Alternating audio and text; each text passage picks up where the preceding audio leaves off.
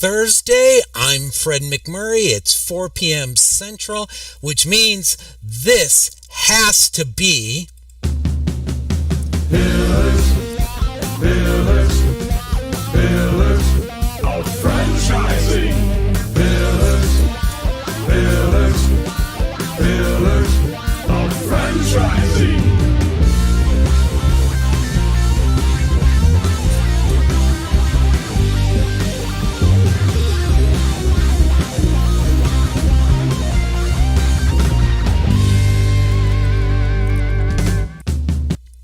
Yes, folks, I'm Fred McMurray. I'm with my co-host Ray Pillar. Ray, how you doing today? I'm doing great. Don't we have any guests today? Where are all the guests? Oh, we've got them off stage in the green room. Because after all, they can't hear us. It's Women in Franchising, August 2020. And I figured this was probably going to be the last time two males actually talk directly to each other during this show. That's right. Yeah. Should be interesting. We got four fabulous women-splaining co-hosts on today. Or is that five? I take that back. We've got five great women-splaining co-hosts on today. We got everyone's favorite female business warrior, Kristin, and I'm not going to butcher her last name, so just Kristin S. Michelle Rempel, Carolyn Thurston, Rebecca Monet, and Elizabeth Denham. So we'll bring them in real soon. Don't worry, folks. We can see on the website. You can chat at us, or you can... Oh, already got callers in at 323-580-5755. Our technical producer will take your calls. They're already on the... Wow, Ray, we already got them all lined up, waiting to talk on both the phone as well as the website. So, shall we bring the ladies on? Bring them on, then. Yeah. I agree with you. All right. There's Michelle. We got Michelle Rempel. Hello. Hello. And hopefully we got Carolyn. There's Carolyn Thurston. Come on down. Hi, Carolyn. Hi, Carolyn. And she's muted. Well, we'll unmute her. And now we got everyone's favorite female business warriors. All right, they can unmute. Selmeczy. Yay! Did I massacre it, or did I do a good job? You were pretty darn close. Oh, good. Rebecca Monet. And last but most assuredly not least, Elizabeth Denham. Welcome, ladies. Welcome to Women in Franchising, August 2020. Ray, do you want to start off the question with our typical pillars of weather? Oh, of course. We know what the weather is where Fred and Michelle is, right? I mean, it's always sunny in California, so I'm not going to even bother with you guys. Let's start with Carolyn. Carolyn, where are you at today, and how's the weather? Well, I'm in North Carolina, and it's beautiful. The sun was shining. We just had a little bit of a shower, but perfect temperature. Excellent. And Kristin, how are we doing? You just happen to be next on my screen, so that's why I'm going in order. I see people on my screen. I thought you might suggest that I was next door to you, but it looks like you might be somewhere more fabulous, unless that's a fake screen behind you. No. Well, the weather, your weather and my weather, which I didn't say anything about, is probably about the same. Partly sunny and 82 degrees. Yep. It's a perfect day for baseball. It is. It's a perfect day, period, for anything. There you go. And Rebecca, how are you doing? Fabulous, Ray. It's good to be here. So I'm in Southern California, San Diego. It's a perfect 75 degrees. It's even cooler there. Yeah, which of course I appreciate. I don't like hot weather. I'm with you on that, definitely. And Elizabeth, how are we doing? Well, then you wouldn't like it right here, right now in Lower Alabama, as we like to call it. It's 91, feels like 99, but beautifully sunny. Big puffy white clouds on a blue sky. So it's considering all things considered, it's a nice day. Yeah, I think we got good weather everywhere. That's excellent. So who's going to start off asking somebody something? It's all on you men today, right? That's right. We get to wing it. That's Us right. girls. That's right. I just want to listen. I just want to listen. So, Ray, Well, you know, Carolyn and I were chatting a little bit. And he dives in. So we were talking about, she was asking me how I got started and you know, things like that. And we talked a little bit about the representation of a franchisor to a franchisee. Is that correct, Carolyn?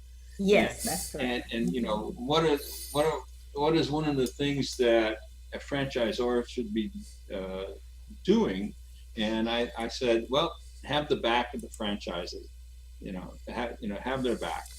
So if you guys want to take it from there, you know, I think Molly Maid has done an excellent job in that, and we have a lot of representation, and you know, as owners. So who wants to take that and run with it a little further?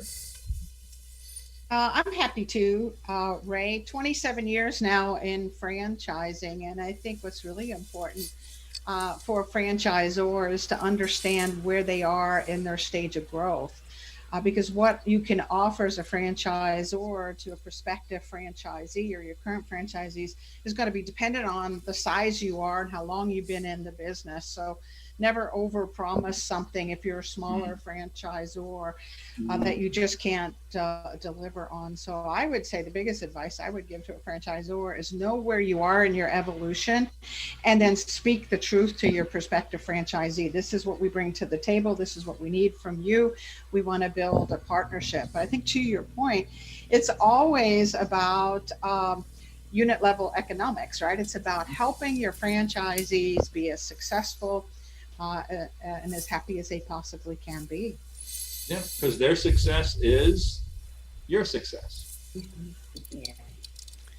Have any of you heard of a franchise that eventually kind of failed because, you know, you heard through the grapevine that they just weren't really very supportive of their franchisees? Is there an example of that? I mean, that happens all the time. Okay. Yeah. Michelle. And it's not, I don't think it's because they don't want to be. I think it really is a resource thing, right? That they don't have the resources to go around. But if they, you know, spend the time on the front end, building something strong with systems and processes in place, that franchisee is going to be successful. But yeah, I mean, it's a tough business. Franchising is a tough business, and if you don't have the resources, it is hard to, you know, support the system. You know, Okay. Ray, I know that you already spoke to the Molly Maid part of it, but I will say we just a couple years ago went through our franchisor being bought, so to speak. And I think it was really important. Well, a couple different things. Obviously, I agree with you 100%. I don't feel like we were ever oversold. I think that even with this purchase, we've gotten more than we ever bargained for in terms of technology, systems really playing well together, everything focused around the customer service experience. And so I couldn't agree more with you to not set low expectations, but don't overpromise, because then you have a bunch of disappointed people. And while I don't know an exact example to your question, Michelle, even with a lot of our competitors, when we were out shopping, you know, you heard a lot of different feedback from the various franchisees. Is some of them very happy with the amount of support they got from their franchisors, and some of them not so much. And you don't see those people who weren't so happy when we talked to them back in 2007. You don't see them as big players in this big urban suburban market today either. So I think they're shrinking. I don't know that they're out completely, because I think there's probably still plenty of, you know, territories out there, but certainly in a market like Chicago, you don't see some of those players as much as you did when we first started. Right. And those early stage franchisees need to anticipate that the franchisor doesn't have the same support systems in place early on. So the type of franchisee that comes in needs to be a hunter, needs to be a risk taker, needs to be an early adopter that's comfortable with minimal systems and processes and support in place. That's a different franchisee than a franchisee that comes on later on when the franchisor has those resources. But every franchisor wants to support their franchisees. It's just at different stages of growth, it's going to be, a different amount. Told you, Ray. I think sometimes the franchisor focuses. I'm sorry? I said, I told you when we started the show. I told you, didn't I? Yeah. I think sometimes the franchisor focuses on the wrong thing. And that they think that the franchisee needs something, but they really don't. They need something else. And it's hard to say what that could be. Wow, I think that's pretty powerful what you just stated there, Ray. So when you say that the franchisor focuses on something different, what could it be that, or how would you be able to find out exactly what it is that they need? That they need to listen. And the reason I say that is in another time in my life, I would go to automotive repair stores and repair equipment, and the same franchise, every store I went to of the same franchise would always, as soon as they would see me, for some reason, they start complaining about the franchisor. Now, why is that? Why are they complaining? And why is every one of them complaining? So what that tells me is the franchisor is not listening to the franchisee. He should be, they should be picking up the phone and talking to them and finding out, well, what's the problem? What can we do to fix it? Okay.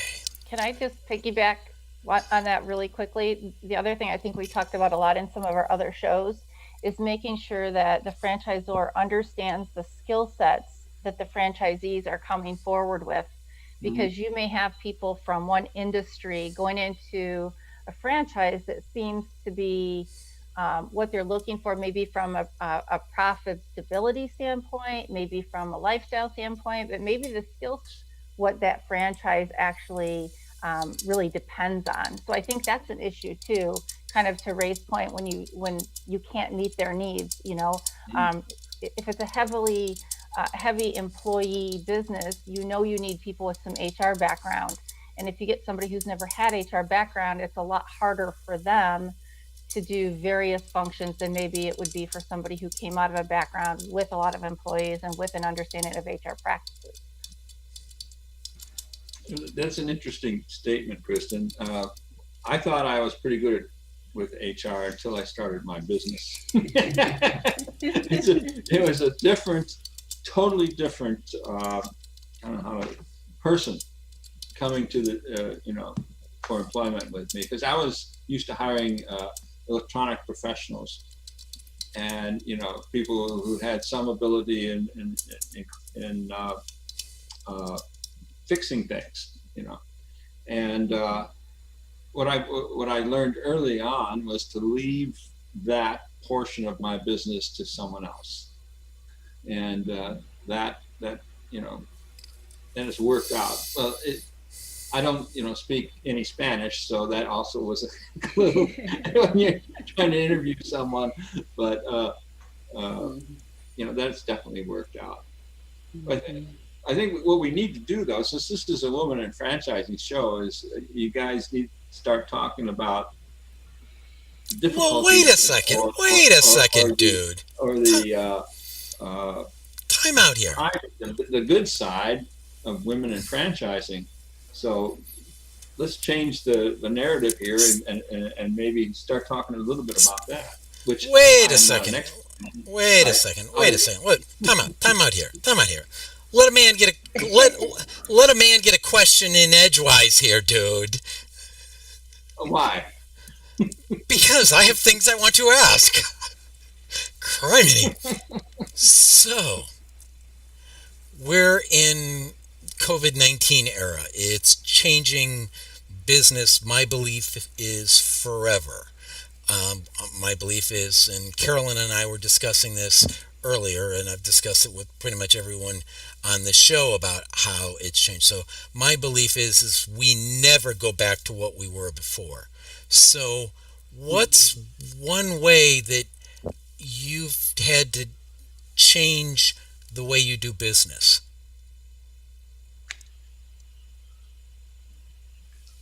We'll let Carolyn go. She's the franchisor, so we'll start top down. No one wanted to jump on it, so we threw her on it.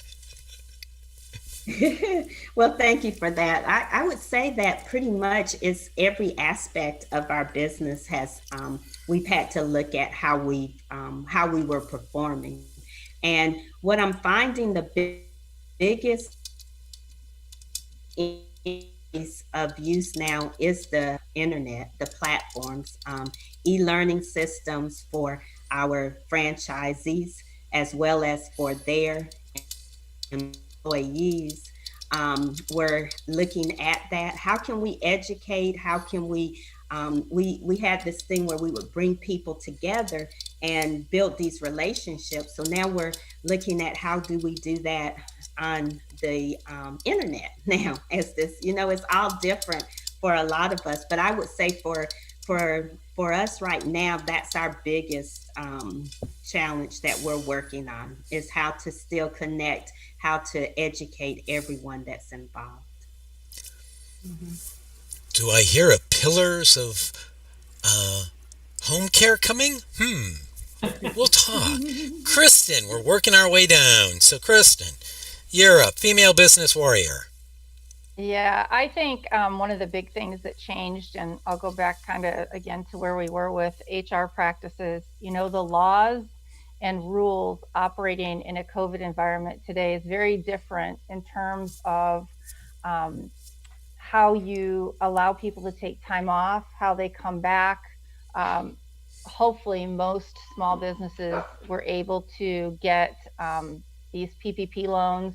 So there's a lot of things to keep up with. I mean, literally every day there's, another lawyer sending an update on what they've learned, or an accounting firm sending an update on what they've learned, or, there's new practices on how to make sure that you're safe while you're out and about in the public. So our girls have to make sure that they're suited properly. I mean, there's so many different things. And so I agree with you. I don't think we're ever going back to where we were. It's just a matter of, the one thing they always say, right? The only constant is change. Mm-hmm. And we're right in the thick of it right now. So only the nimble will survive this, I'm pretty certain. Mm-hmm. All right. Which one of our three franchise professional ladies women,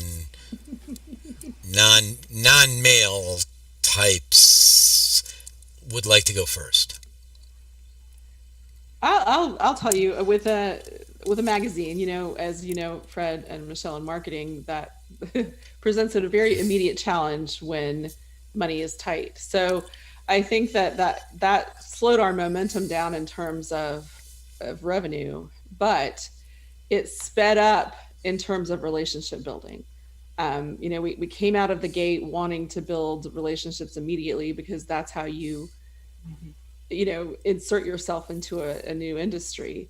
And I think that because I had established some relationships early on, being able to reach out to those people, even when they were pulling back on marketing, saying, what can we do? What messaging can we help you with? How can we get, your name, keep it out there, even if you're not advertising specifically with us. We've kept people involved in our message and what we're doing in emails and magazines, those sorts of things. So I think that I think we've all sort of clung to the relationship building aspect. I think we've all intentionally, everybody jokes about being on Zoom all day, but that's not a negative in this kind of situation. I mean, you might get a little tired of it. And people are starting to show up more often in their workout clothes and pajamas, which is fine because people just are the benefits of this kind of thing.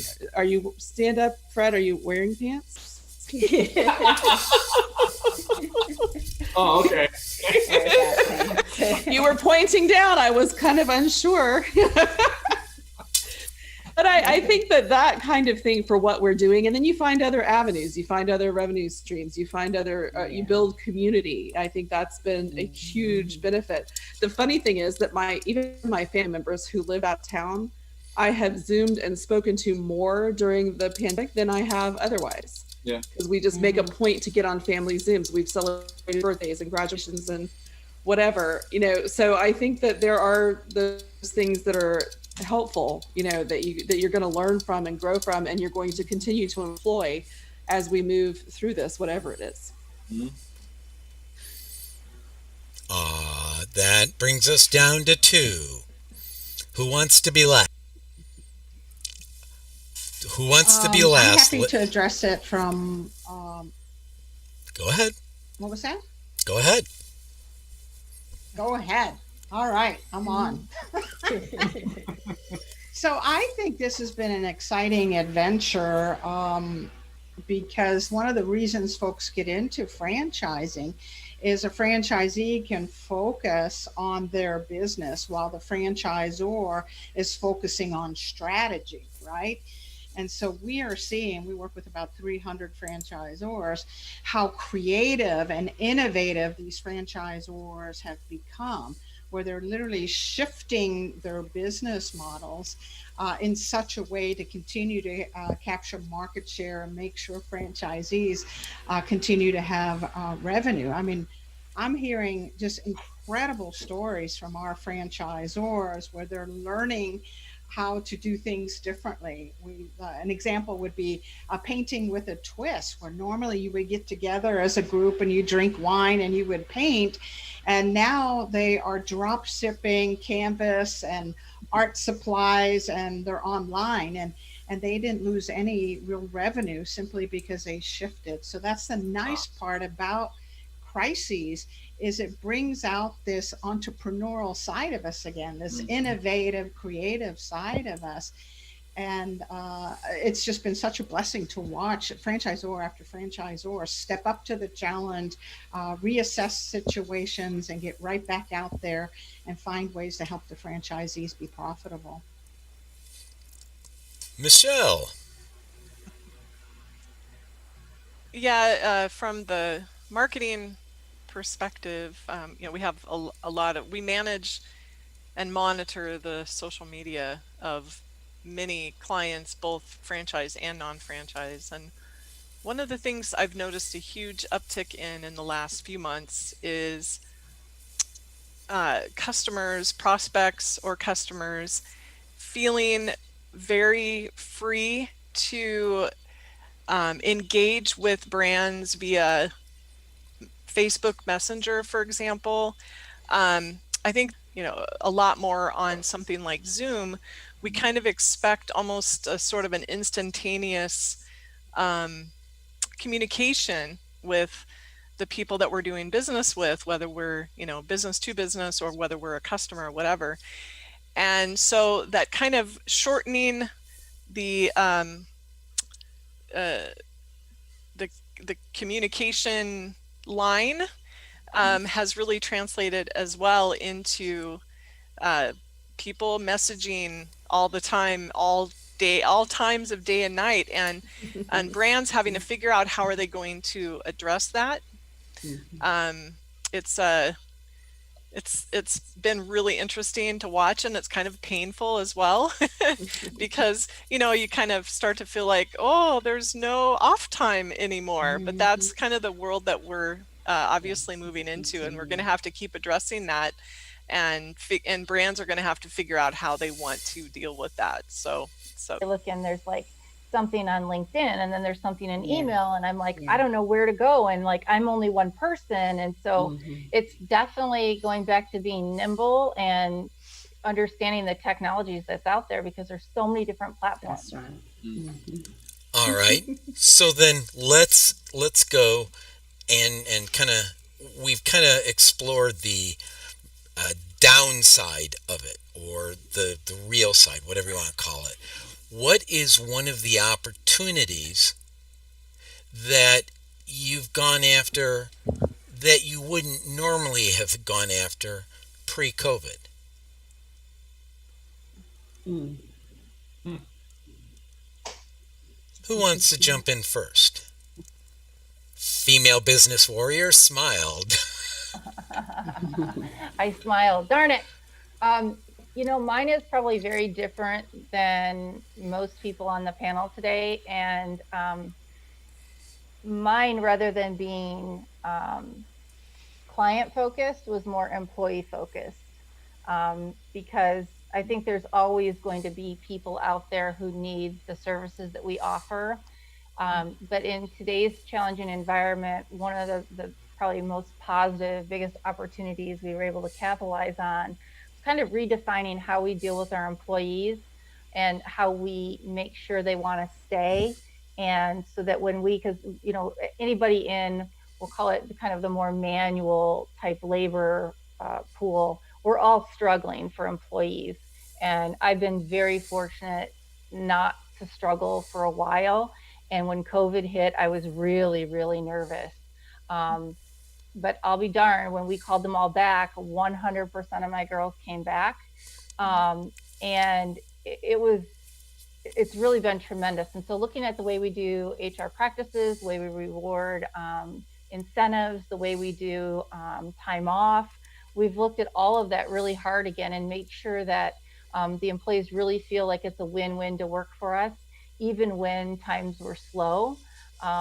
It was great to be able to use that PPP money, and say, okay, you only earned X amount this week based on the amount of business that we did, but I'm going to use my PPP money and we're going to supplement you and make you whole for what your average wage was. And these girls, I mean, bless them, every single one of them. They didn't call in sick the last several weeks. They're there and they're 100% committed. They're doing extra work for our clients to make sure that the customers are satisfied. And so for me, mine's not necessarily about today's profit, but it's about the future and what these employees have to hold moving forward for my clients. Well said. Elizabeth. Well, I think that, and this one, Rebecca and I think have worked together on this now that we're partnering with the Franchise Women magazine and the podcast and all that. But I think one of the things that we've looked outside of is community, building community, and maybe going beyond franchising in terms of building community. Because I think that when you're an island, if you're feeling alone during this time, that's not good. It's not good ever, but now especially. And I think that by focusing on that, our next issue is focused on community engagement, and it kind of worked out well with the timing of everything, because I think we all need that. And I think that whatever ways we can find to build community through the magazine, through other means, through platforms, email, social media, whatever it is, podcasting, I think that's sometimes just how we get beyond our own magazine. Carolyn. Yes, I like what the female business warrior had stated. I think she summed it up very well about the caregivers in our instance. I when COVID first started, I think for all the franchisees that we currently have, and for myself, it was a concern about would they want to even continue, because every day, every night, there was such news that was coming out. And, we looked up, and to be honest, across the board, we probably only lost maybe about 2% of the caregivers. So it was a very small percentage. And these ladies just kept wanting to go to work. Even still today, they continue to go. And you wonder what makes people, and it lets you know one of our core values is compassion, right? And the commitment. But we look for caregivers who have compassion. And we always say that the seniors that we serve, they're able to see that compassion as soon as you walk through the door. They can tell whether you have it or not. But it just reinforced the fact that we're doing great on bringing people onto the team who really have that core value, because this was the opportune time, and nobody would fault anybody for not saying they could continue, right? But I think that was a major thing. And also our franchisees, it was a lot, we're a new franchisor. So therefore we have a lot of new franchisees on board that are new in the industry. So this was really a scary time for them, and it still continues to be. So finding ways to communicate with them frequently and educate them frequently, I found that's being very helpful for them. And I don't know. It just seems like those are the key things that I'm learning. It's not a new thing that we were doing. We're just doing more of it, and it's causing me to observe the people that we currently have around us. So that's what I would add. Michelle? So the question was, what is something new that you're exploring, right? What type of pivot to an opportunity Okay. that you normally wouldn't have gone after? We're in pre-COVID. You're not going to go after it. Right. Yeah, I was thinking about that. And for us, it's been taking maybe a little bit of extra time to figure out what other platforms are helpful for clients to communicate with prospects or with customers, and just doing a little extra digging to make sure that we're using the proper platform for the particular target market of any of our clients, and also just kind of helping them see where there might be gaps in what they're doing marketing wise. But for us, it's been just exploring more, taking extra time, learning new things as always.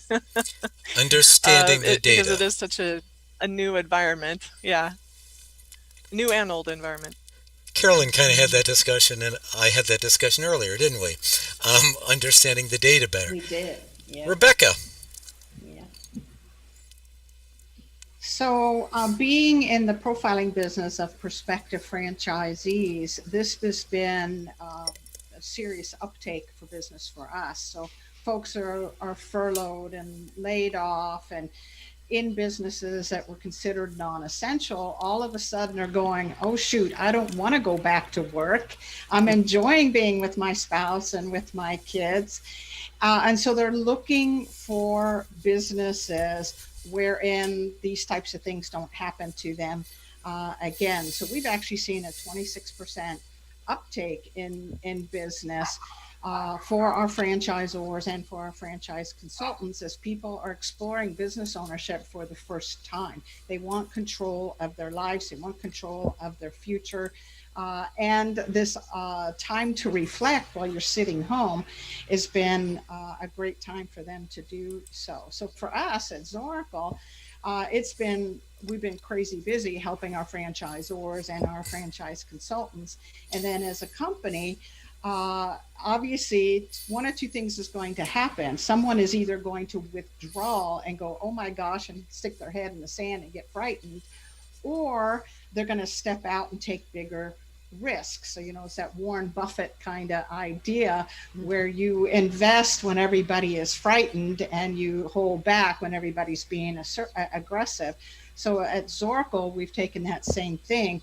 Who are our bigger risk takers? Who are the bigger players that are capable of stepping into the unknown? So we've been assertively going after resellers and folks that go, this is opportunity. This is not a problem. This is indeed an opportunity.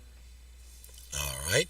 And on that note, Ray, before I let you get the next question in, we'll take a couple of sponsor breaks. So, want to let everyone know that you can dial in at 323-580-5755. That's 323-580-5755. To the people that are already on the listening in that way, Heidi will talk to you and take your calls. Just hop in the green room. People online at pillarsofranchising.com, go ahead and send me your chat. We're looking there, as well as all the people watching on, it appears, Facebook right now. So, Caffeinated Connections is now is virtual and actually doing speed networking, 7:30 to 8:45 a.m. Pacific time on Tuesdays. Be there, have fun, meet people from all over the U.S.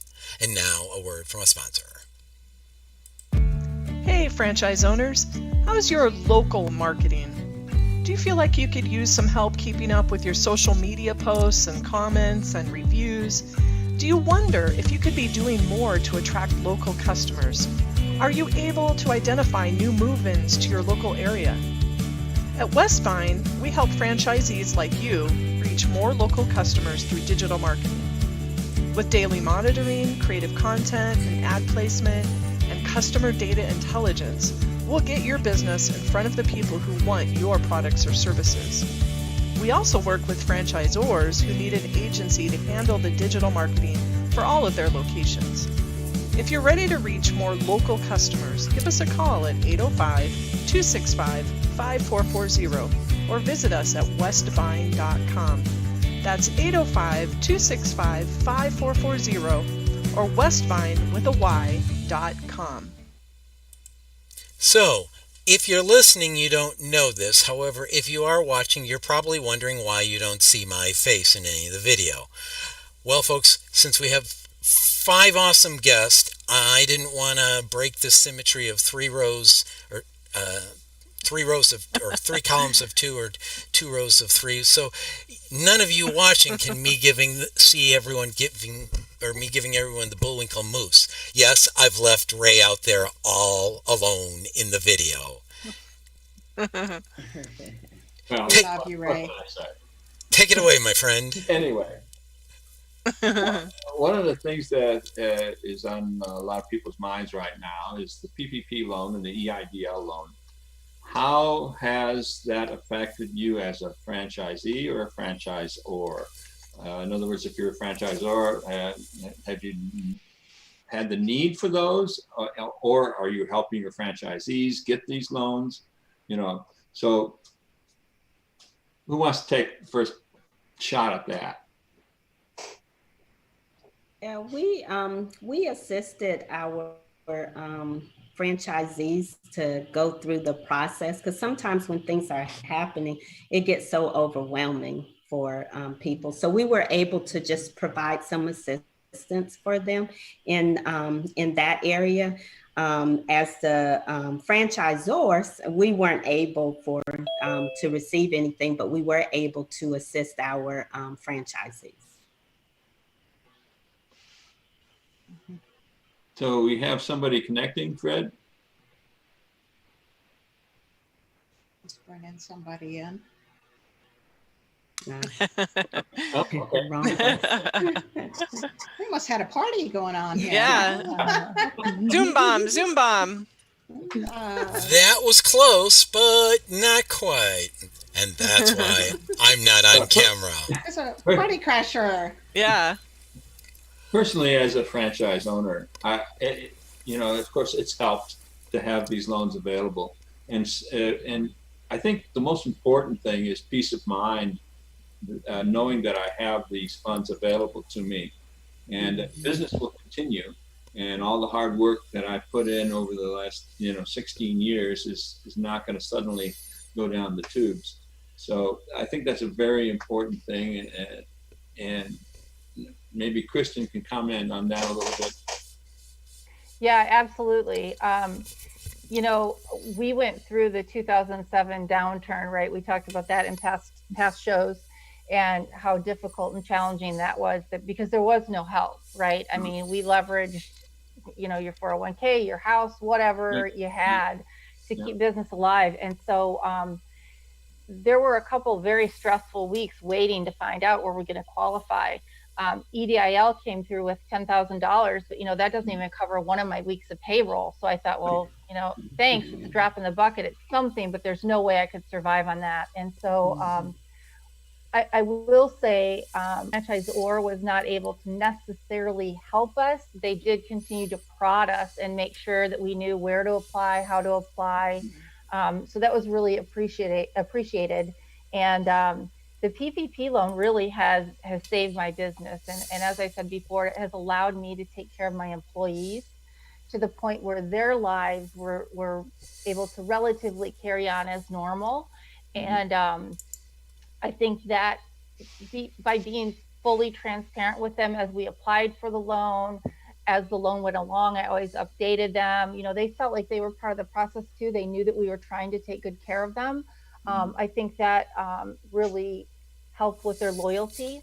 And now is the tricky part, right? So right as the PPP loan was kind of mid-swing, the EIDL, the rest of the money came in, which for those of you who know about that, EIDL, in essence, you pay back over time. And the PPP loan, if you follow the guidelines, you don't have to pay it back. So for the listeners who are like, what are all these loans?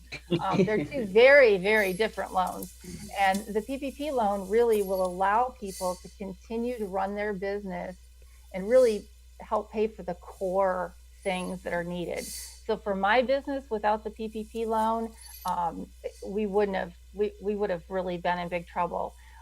We did not close. We had several people in cleaning businesses that had to close because we do the majority of residential cleaning, and a lot of people said, "Oh boy, no, it's too crazy. We don't want people in our homes." And now we've gotten almost 100% of our businesses back. Ironically, now the schools are not going back, and some of the rates are going up. So we're like, oh my gosh, is it going to be another downturn again? But providing the government continues to have great programs. I know they come at a cost, and we won't even go down that political agenda road, but it certainly helps small businesses. And the key to it, and I've talked to a lot of different people who got that PPP money, it's about using it for the right reasons, the right way, to ensure your success, because it isn't money to just be stuck in your pocket and think that it's a big coup, because you can't do that. It doesn't work that way. So you're saying I shouldn't have spent 30% of it on wine to go down to the beach? You would have to pay your landlord that money and have him go buy you wine. There you go. Not that I thought about that. I'll let Joe know. Who's next to answer Ray's question? Well, let's hear from a franchisor, like maybe Carolyn. Carolyn, how's it affected you to have these loans available to either yourself or your franchisees?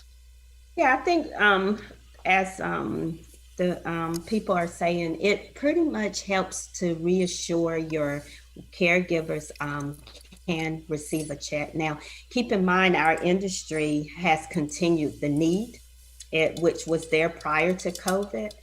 It was a high need prior to COVID. And what was interesting, it has increased tremendously now because of the fact that people do not want to keep their seniors in maybe more of an institutional type setting.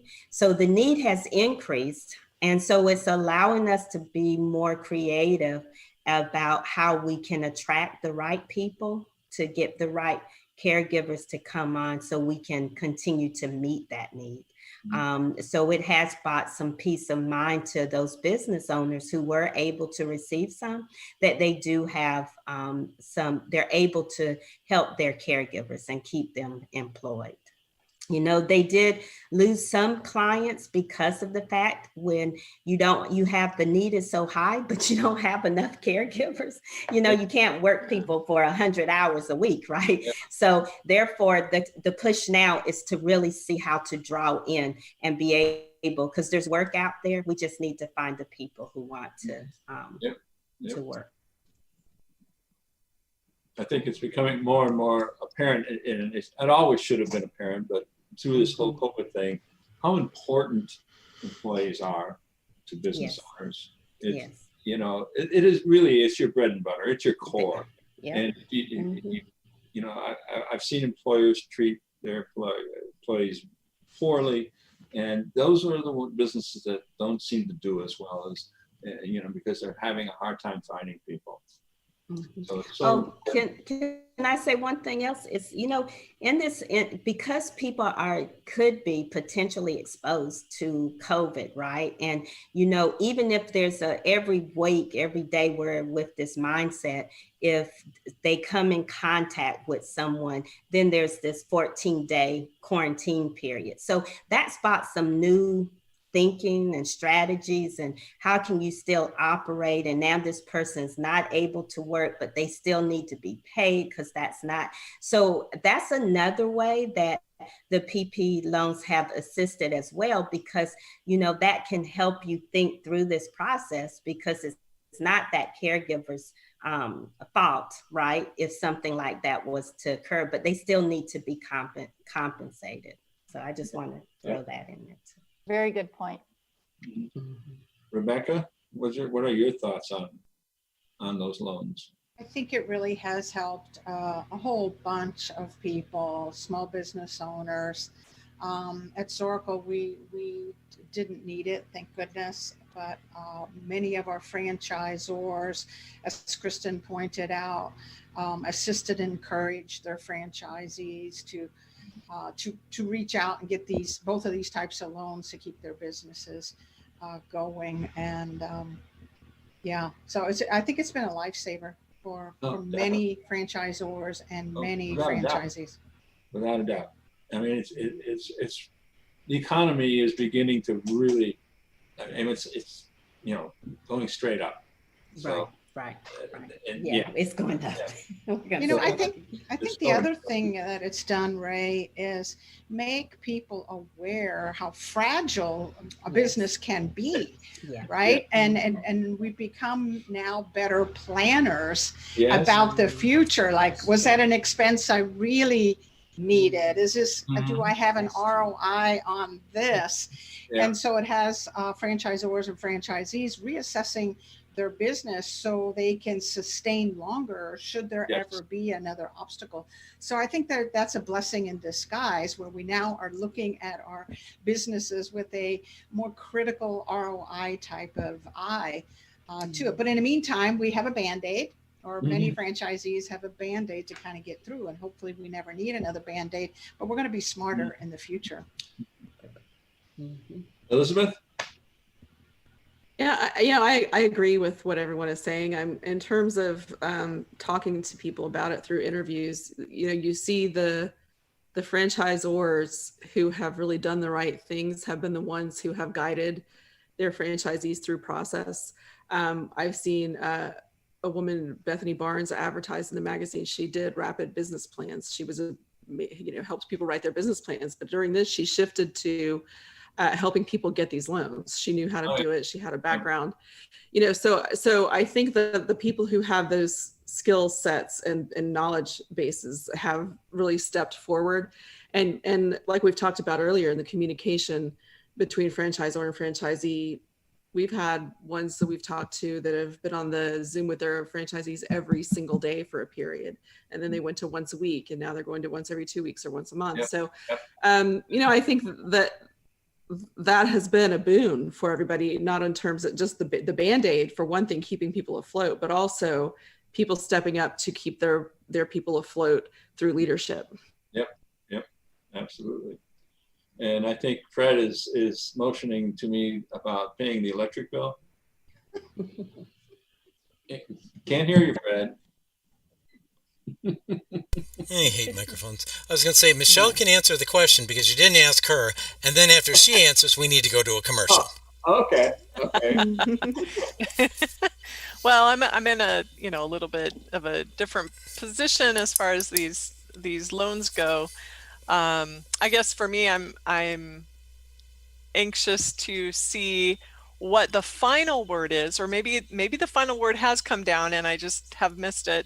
The final word on what defines forgiveness. So that will be kind of interesting when that finally happens, because there's been kind of some conflicting guidance about all of that. So obviously, yes, not using 30% of it to go down to the beach or whatever is, we all know that's not going to be allowed, but it will be interesting to see what the final is. Yeah. Kristin already figured it out. Oh, happening next okay. week. You know, I always take the initial plan, knowing that hopefully it only gets better, which in this case Yeah, it did. They right. broadened the guidelines, but I Yep. managed to the previous guidelines. Yeah, So I feel good. Now Yeah. now the issue is, oh, please don't make me hit the EIDL money, right? Right. It's sitting there in the bank and Yes. Yeah. I don't want to have to touch it. So I'll Right. be very curious. You know, right now they're talking a little bit about another potential PPP type of deal. Yeah. And I kind of hope that happens because I don't want to use the EIDL money, even though it's cheap money. Right. Yeah, Mhm. absolutely.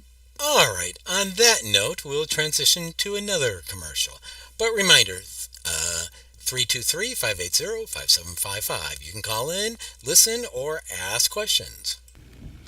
The Franchise Woman is a bi-monthly digital magazine that empowers women as they navigate the franchising industry by providing relevant news, tools, advice, and inspiration.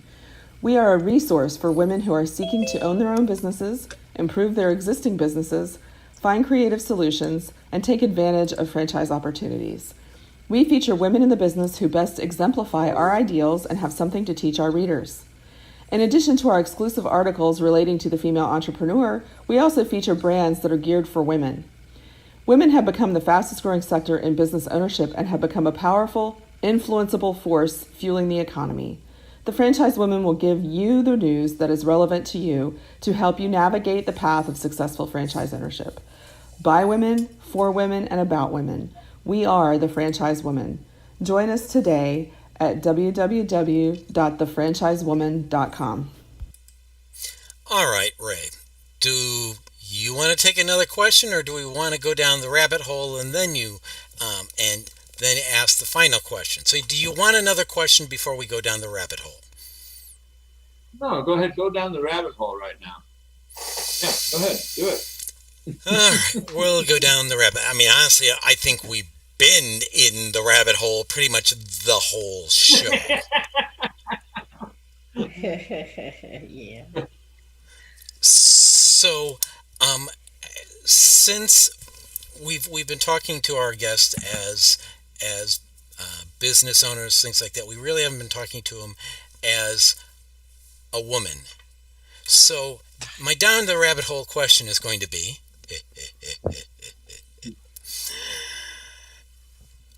as a woman, what's the weirdest thing you've seen in COVID-19? In your... Who wants to go first? Everyone's going, oh, I don't want to go first. So... Okay, I'll go. the female business What I warrior thought leaps onto was- it. You know, if I go first, then I don't have to try to do something different than everybody else. That's why you do that. Go ahead. Smart. Yeah, I learned that very early on. Yeah. So what I thought was the weirdest thing turned out to today be probably the most logical thing. So when COVID first hit, I got a picture from my dad, and he was in a full-on hazmat suit, yellow. He worked for the gas company out there in California, and he had his own air supply pack. He had the big respirator on, the face shield. He really looked like some of the doctors that were going in and out of COVID units. And I said, oh my God, what are you doing? And he said, I got to go to Costco. And I thought, really? Are you really going to go to Costco like that? And he did. And I will tell you, people said, oh my God, where did you get that? Oh, you work for PG&E. No wonder you have all the good stuff, right? Yeah. And I thought it was so funny. And the oddest thing I'd ever seen, thinking, oh my God, I'm really glad that he protected himself, right? Because I don't want anything to happen to him. But now I'm thinking, wow, maybe he was like the smartest guy in the room. Because he's out there amongst all the crazies, who aren't masking and protecting themselves, and he's got his own air supply. There you go, Freddie. Yeah. Like the gas mask. Yep, exactly. So that's my answer. Who wants to leap down the hole next? All right. I'll go. I'll get one in there. Wait, no, The time weirdest out. thing I saw, I know. I'm not supposed to answer the Madrigal question. Carolyn jumped in first. You gotta wait to the end. Carolyn jumped in first. Yeah, I got. You'll get there. I saw. Maybe it was on Facebook. These grandparents needed to see their grandkids so much they wrapped themselves in plastic bags, Aww. and because they wanted to hug so much. Ah, that was. Okay, That's the cute. I'm glad Yeah. you shared that one. That was good. Yeah, that needed. Mine isn't as like that, but it was just a moment when you think of, and this isn't just a woman, but we were going. This is during the beginning of COVID, and we're going through the grocery store, which, you know, I usually like to go in the grocery store, and my husband's, he's a very sociable person. And so we're just now getting to the point where you have to wear these masks. And he's like, you know, I really don't like this because I can't even see if someone's smiling at me, you know? And so it was just a moment while I was in the grocery store that I felt like, wow, this doesn't even seem real. You know, everybody's so far apart. It's not our usual. So it's just a moment where I just felt like, wow, maybe we'll wake up and this will all be over, you know? So It's a bad dream. That from, yeah, it's a bad dream. So, yeah, so just one of those thoughts, you know, that come to your mind. Okay, so I don't know how odd mine is, but it's an only in Alabama story. So I don't know how aware you all are of the Alabama, they call them ambassadors to the city of Mobile has a group, and then the Baldwin County has a group, and they wear antebellum dresses and hats and things all across to every parade. We have a lot of parades. Every event, every chamber events, school events, fall festivals, Mardi Gras parades, everything, they parade. So I saw a picture of them online, and I actually write the script for their thing, so I'm kind of involved in the script. But I saw them doing a nursing home visit from, 10 or 12 feet away from the residents, just because they're pretty. It's a pretty scene. Wearing, okay, so I'm going to show you the photo. Can you see these? That's beautiful. So they have matching gauntlets on their hands. They wear bloomers that are matching. Everything is matching and lacy and embroidered and monogrammed. Monogramming is big. So they had face masks in the same fabric and color as their dresses. Oh, with the little lace ruffle around it. And I thought, only in Alabama you get to see. Wait a second. And they were probably monogrammed. You mean those people weren't on a cake? I thought those people. These are not on a cake. No, I thought they were from on a cake. I was hungry there. Like, I have a feeling cake. none of you has experienced this where you are. No. Yeah, California, you never quite know. It wouldn't be all that odd. Yeah. Who's next wants to jump down the hole? We're down to 2. I can't think of anything as a woman that I thought was odd, other than the crazy memes. Some very, very interesting memes. The funniest one to me, anyone, was when somebody saw a sign that said something about bandanas, wearing bandanas, but they spelled it bananas. And then there was a series of memes where people had bananas, strung up on the couch. So I thought that was very creative, very cute. That is. You guys need to get out. I think more. one of the Go ahead, funny, Michelle. well, there's so many different odd things, but only in California, I'm sure it's other places too, but it seems very typically California that someone I'm connected to on Facebook, she posted herself in a Louis Vuitton mask that her boyfriend had purchased for her, and she was so excited about getting a Louis Vuitton mask. And I'm thinking, holy cow, how much did that Louis Vuitton mask cost? And does it even work? That's the other thing, how many layers does it, so. And can you breathe out of that Can fabric? you breathe out of it was so typically, I think it was, she's in Santa Barbara, which is, pretty ritzy area. So that was. Yeah.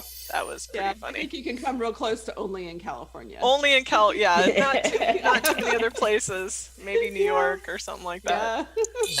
Yeah. You folks need to get outside more. The other day I saw a goat on a surfboard. I mean, really. Well, yes, but that's not COVID. That's just all the time. So They don't know that. Yeah, I saw that Seriously. guy too. that's right. He carries his goats around in his car, and that's a true story. It's fun to watch him from afar, but when you told me how he smells, I'm Yeah, no not so longer good. interested. Not so I good. I made sure you were protected, didn't I? So, Ray, our last question, take us out of here. Well, the famous last question. Everybody wants to give a little bit of a spiel about themselves, very short, about if you want someone to contact you, especially if you're, selling something like a franchise. So why don't we start with Michelle and then go to Carolyn and then our female business warrior and then Rebecca and Elizabeth. All right. Thank you. Well, yeah, I'm Michelle Rumpel. Our company is Westvyne, Westvyne, and we do work with franchises and non-franchises in helping them with their marketing, getting the word out about their businesses. So anybody has any questions, always happy to answer questions. Thank you so much. Enjoyed being on the show. Okay, so thank you. I'm Carolyn Thurston. I'm with Wisdom Senior Care, the CEO and the founder, where we're helping seniors be able to stay in their homes happy and without any complaints. So if you're interested in being able to help us in this mission, you can feel free to look us up on wisdomseniorcare.com, and our contact information is right there for you. Any questions you may have, but definitely just reach out. Female business warrior? I am Kristin Selmeczy. I am the owner of Molly Maid of Bloomingdale and Mount Prospect in Illinois. Easiest probably to find me on LinkedIn at kristin.selmeczy. The name is always slaughtered, so it's S as in Sam, ELMECZY. Next time I'll have a sign that spells it out for you all. Or business warrior. Yes, exactly. That's why we call Follow you. the links on the show. Follow the links on the show. You can find There we go. Score. That's why she's a female business warrior. Who'd you call next, Ray? Rebecca. So Rebecca Monet, I am CEO, Chief Scientist, Zoracle Profiles. We provide profiling tools to franchisors and to franchise consultants that help facilitate a right fit between a prospective franchisee and a franchise concept. The easiest way to get hold of me is either through zoracleprofiles.com or on LinkedIn, Rebecca Monet. Elizabeth. I am Elizabeth Denham of the Franchise Women magazine, by women, for women, and about women, providing tools, information, and inspiration for women in franchising. So if you would like to get in touch with us, the website is thefranchisewomen.com. All right. Excellent. Well, Ray, Wonderful guest today. Wonderful guest. We enjoyed having you all. Thank you so much. and thank you for being you. our ongoing woman-splaining co-host and putting up with Ray and especially my weird questions. This has been another ass-kicking episode of Pillars of Franchising. We'll be back Thank you. next week with another episode of